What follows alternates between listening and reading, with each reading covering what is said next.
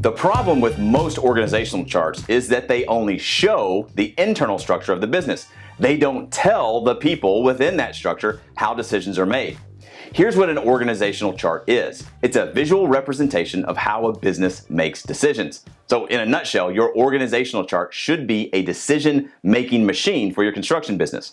Owning and operating a construction business without this decision-making machine is like trying to build a project without a set of plans. Sure, it can be done, but it will come at a cost. You'll waste time by trying to solve problems on the fly. You'll waste money because mistakes will be made, which in turn will increase the inefficiencies of your production. So, think of the organizational chart for your construction business as the set of plans and the scope of work for your business. The hardest part of designing your organizational chart is knowing where to start. So, I've given you a sample org chart in the article that I wrote. So, depending on where you're seeing this video, there's a link in the description below, or you can head on over to my blog at ShawnVanDyke.com/blog and download a copy of the sample org chart.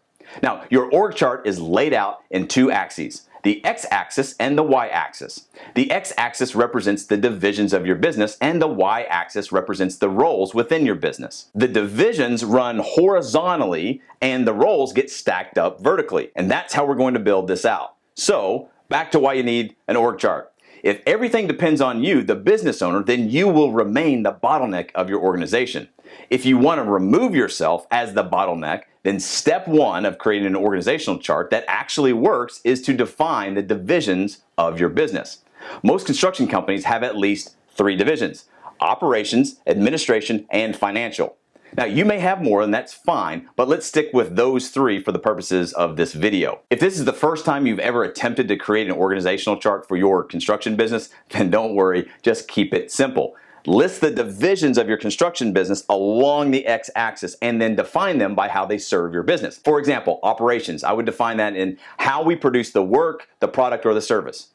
Define administration as how we coordinate communication between the divisions, and the financial is just how we measure profitability of the business. So that's step 1, define the divisions. Now step 2, before you start stacking up all of the current jobs in your construction business within your newly defined divisions, you need to create one more layer of organization along the y-axis of your chart. Along the y-axis, you want to determine the roles within your organization. Roles for your organization might be executive, director, manager, lead, support, or entry levels. And here's a pro tip. Roles are not the positions. That comes in the final step. The roles define the responsibilities of the individual positions. So here are some examples. The executive role is defined as responsible for the successful execution of that division to achieve the desired outcome of the business. So an executive is basically the owner of the division. And like I said before, that division may be operations, administration, or financial. The director role, well, they're responsible for leading and supporting the managers within a division.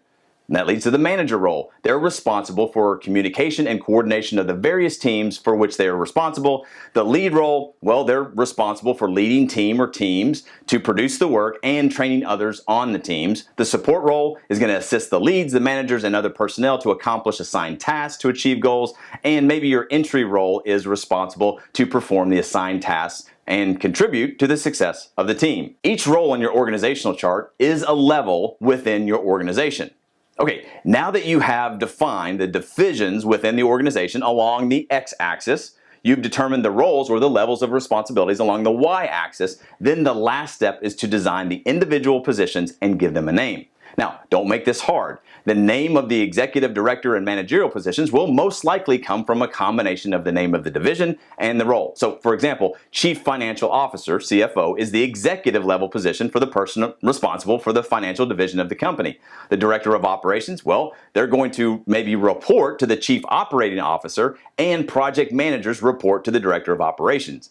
The structure is reflected in the names. And the names for the executive and director positions are pretty standard across most businesses. And you'll probably have some more specific names for lead, support, and entry-level positions, and maybe even your assistant positions. Listen to this. These names matter. The job titles matter. Don't discount the power of the job title or the position name. In this article, I linked to a previous article that I wrote about how having clearly designed job titles helps create engaged employees for your construction business, and how engaged employees will make you more money. So go check out that article as well. Okay, last thing I'll say before we wrap this up. Here's the one thing you don't want on your org chart, and it comes from this idea. Hire the position, not the person. You see, a structured and well-designed organizational chart shows how each position supports the business's operations at each level and within each division. But do you know what you don't need on the organizational chart? Your employees' names, and here's why. Names change as your company grows. The functional role of the position does not. That's the biggest mistake I see many construction business owners make when they attempt to create an organizational chart. They think about the people who currently do that job. Instead, you need to think about what the job is, what it's called, and how it serves the overall business, not the person doing that job, because you'll end up designing the position for a person instead of designing the position for the business. If you design a position around a person and then that person leaves, then you're left with an impossible task. You have to find another person just like the one that left. But if you design the position and list the duties and the responsibilities and show how that position serves the overall business, then you can recruit people to fill that position based on their competence and the character that you require. You won't have to try to find a new person. You'll be recruiting to fill a position within your decision-making machine. Positions won't change, but the people will. So forget the names, focus on the position. Okay, let's do a quick recap. Most org charts are full of outdated and useless information, but you can create an org chart that drives the success of your construction business if you follow these 3 simple steps. Number 1, define your divisions of your construction business along the x-axis. Step number 2, determine the roles in each division and lay those out in levels along the y-axis. And finally, step 3, design the positions and create job titles for those positions. Remember, hire the position, not for the person they're replacing. An organized business is a more efficient business. You'll experience fewer inefficiencies, increased communication, and you'll have happier employees. Your organizational chart should show and tell your employees their roles and their responsibilities and how they serve the overall business. And most importantly, your org chart will answer the question all of your employees want to know. What's next? The best way to show your employees a path to success, or what's next, is to create, display, and update your organizational chart. A well-structured org chart is an active tool that you can use to drive the success of your business, and remember, it's a decision-making machine that will attract your next best employee. Hey, if you want to get a step-by-step hiring system, including how to design an organizational chart that functions like a decision-making machine, then you need to enroll in the Built to Grow program in the Built to Build Academy. Click the link at the end of this article to apply for the Built to Grow program and secure your spot in our next cohort. I'll see you in the Academy.